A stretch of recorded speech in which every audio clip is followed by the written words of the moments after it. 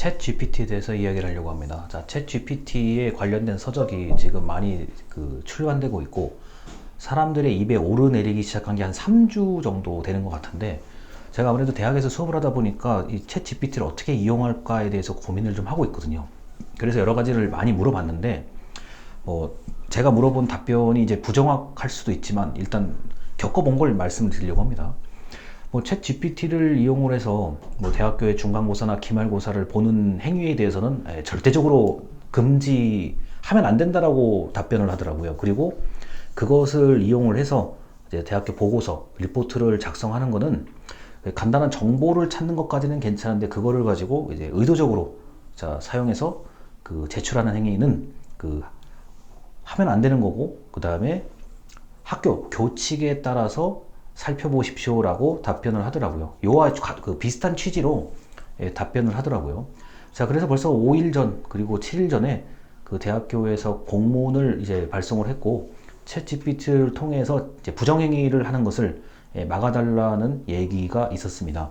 자, 왜냐면은 이게 정확하게만 물어보면은 아주 정확한 답변을 얻을 수가 있고, 두루뭉술하게 물어보면은 이제 기대한 것과는 좀 다른 답변이 나올 수도 있어요. 그래서 이번에 챗 GPT를 제가 며칠 동안 이게 아주 뜬금없는 얘기부터 좀 정확한 것까지 물어봤는데, 이 생각을 물어보는 사람이, 그러니까 인간이 생각을 잘해서 정확하게만 물어보면, 그걸 한 번 물어볼 것도 아니고 여러 번 차례 차근차근 물어보면은 아주 정확한 답변을 얻을 수가 있더라고요. 그런데 이제 너무 이제 뜬금없는 답변이라든가 추상적인 답변을 물어보면, 그리고 느낌, 의견, 그 다음에 견해, 너는 어떻게 생각하니? 예를 들어서 정치적인 관점이, 정치적 관점이야. 너는 어떻게 생각하니? 라고 하면은 이 사실이 아닌 의견이나 감정과 같은 경우는 답변을 회피하거나 아주 일반적인, 범용적인 답변을 하더라고요.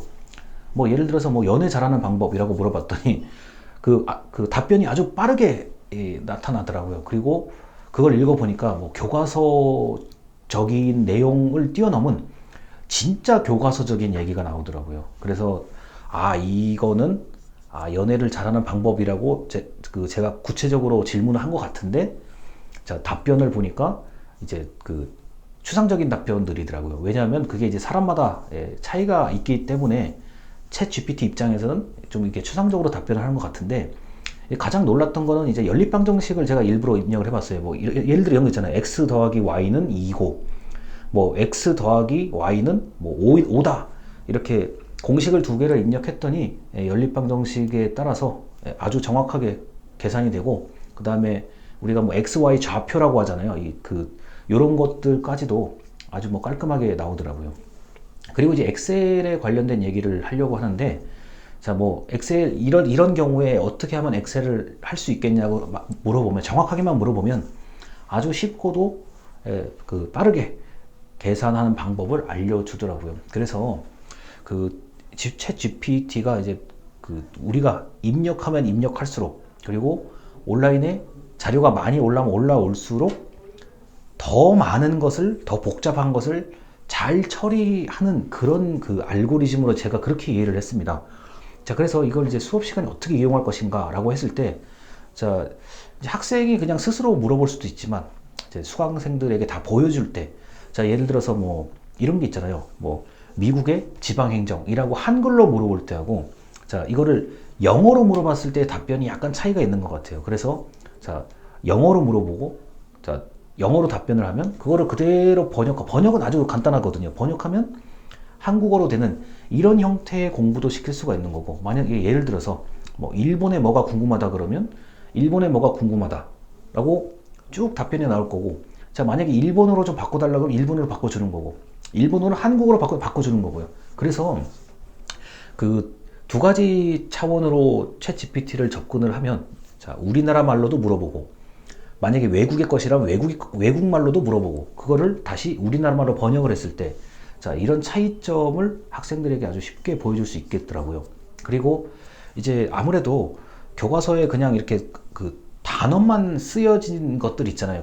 별로 중요하지 않은데, 만약에 교수가 설명을 하고 싶으면, 선생님이 설명하고 싶으면 그 단어만 입력하고 물음표 하나만 넣으면은 이제 아주 깔끔하게 답변이 나오더라고요. 그런데 가끔은 이 한국어도 같은 그 저 학문 분야마다 똑같은 단어인데 의미가 전혀 다른 경우 있잖아요. 그럴 때는 한국어도 넣고 바로 옆에다가 이제 원어, 그게 영어라면 영어, 만약에 뭐 프랑스라면 프랑스어를 넣으면은 아주 정확하게 챗 GPT가 그게 뭔지에 대해서 알려주더라고요.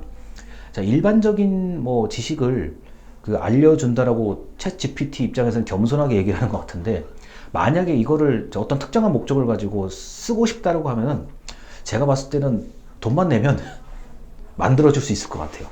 그 챗 GPT 입장에서는 목적만 분명하게 하고 돈만 많이 주면은, 그 회사에 돈만 많이 주면 거기에 맞게끔 아주 정확하게 답변을 해줄 것 같습니다. 자, 그리고 이제 이런 것도 물어봤어요. 예측, 뭐 한국 경제가 뭐 한국 경제 뭐 몇 달 뒤에 전망 이런 걸 물어보니까 아주 일반적인 답변이 나오고, 그 다음에 마지막에 나오는 거는 반드시 전문가에게 문의하십시오라는 답변이 나오더라고요. 그래서 이 챗 GPT가 이제 범용성, 이제 넓은 거를, 넓게 있는 자료를 다 모아가지고 답변을 하는 범용성은 굉장히 우수하고요. 그리고 일반적인 사람들이 궁금해하는 것들, 어려워하는 것들은 거의 답변이 가능해요. 제가 보기에는요. 다만 이제 전문성이 극도로 높은 분야라든가 반드시 인간이 확인을 해야 되는 그런 부분은, 자, 그 챗 GPT에서 항상 전문가의 그 확인을 거쳐야 합니다. 이런 식으로 나오더라고요. 그래서 제가 개인적으로 제일 놀랬던 거는 이제 수학 계산이고요. 그 좀 복잡한 방정식도 금방 계산이 되고, 만에 하나 이제 통계나 프로그램 같은 거, 프로그래밍이 좀 이제 좀 난처하다 그러면 대입하면 이제 바로 나올 수 있게끔 돼 있더라고요. 그래서 야, 이거는 도대체 그 이용을 하기 나름인데, 만약에 이거를 이제 부정적으로 이용한다 그러면 저작권 문제가 100% 걸릴 것 같아요. 100% 그게 나올 것 같고, 제가 이제 가사, 이제 뭐 지금 봄이니까요. 자, 봄에 맞는 가사를 좀 좀 작사해달라면 작사가 나와요. 작사가 나오고, 그 다음에 이거를 좀 이제 특정 가수의 좀 그 스타일로 좀 바꿔달라 그러면 거기에 맞게 조금 바뀌어요. 그래서 그 작사도 충분히 가능하다. 그 다음에 시를 짓는 것도 가능하고, 그 다음에 만약에 거기다가 기술을 조금 더 다른 기술을 이제 활용할 수 있는 사람이라고 한다면 작사와 작곡도 인공지능이 만족스러울 만큼은 할 수 있겠더라고요. 다만 이 모든 전제 조건은 사람이 잘 물어봐야 돼요. 사람이 못 물어보면 답변이 아주 그 이상하게 나올 수도 있고, 때에 따라서는 전혀 다른 답변이 나올 수도 있습니다. 그래서 이 가면 갈수록 사람이 잘 물어봐야 된다. 근데 잘 물어보려면 뭘 알아야 물어보죠. 이게 역관계예요. 제가 볼 때는 챗 GPT가 많은 것을 알려줄 수는 있는데 뭘 알아야 물어보죠. 모르는데 물어보면 답변이 이상하게 나온다고요. 또는 더 구체적으로 적어주시겠습니까? 라고 나와요. 그래서 자, 이게 이제 이게 좀 이상한 얘기일 수 있는데, 그 지식이 좀 이게 분명하게 좀 이렇게 좀 알고, 또는 내가 공부를 하다가 진짜 모르겠다는 거 있잖아요.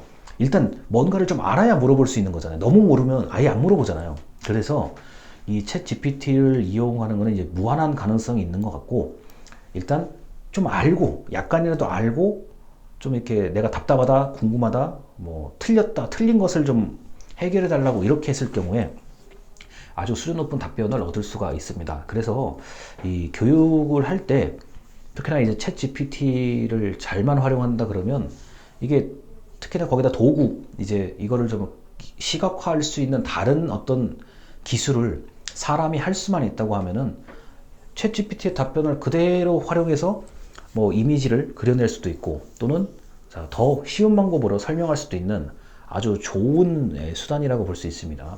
그래서 그 사람들이 많이 물어보는 질문에 대해서 아마 더 많은 그 고민을 챗 GPT 스스로 할 것 같아요. 이게 뭐 본인은 인간이 아니기 때문에 뭐 인간이 아니라고 자꾸 얘기하는데, 제가 볼 때는 충분히 그 인간의 그 지식 수준을 잘 맞춰서 이야기할 수 있는 그런 프로그램이라고 보고, 그 다음에 이제 그 마이크로소프트에서 만든 빙 AI요. BING AI도 이제 좀 독특한 캐릭터더라고요. 보니까 이제 정확한 걸 원하냐, 창의적인 걸 원하냐라고 이렇게 그 구분이 되어 있고, 정확하게 원했을 때와 창의적으로 원했을 때 약간 답변이 달라요. 특히 가사를 좀 써달라고 하는 거는 제가 창의적으로 해달라고 분류를 시켜야 좀 더 창의적인 그 가사가 나오더라고요. 그리고 연립방정식 같은 이런 그 수학 공식은 정확성을 원하니까 당연히 정확하게 나오고요. 그래서 그 MS 빙 AI 같은 경우는 또 출처, 자기의 답변은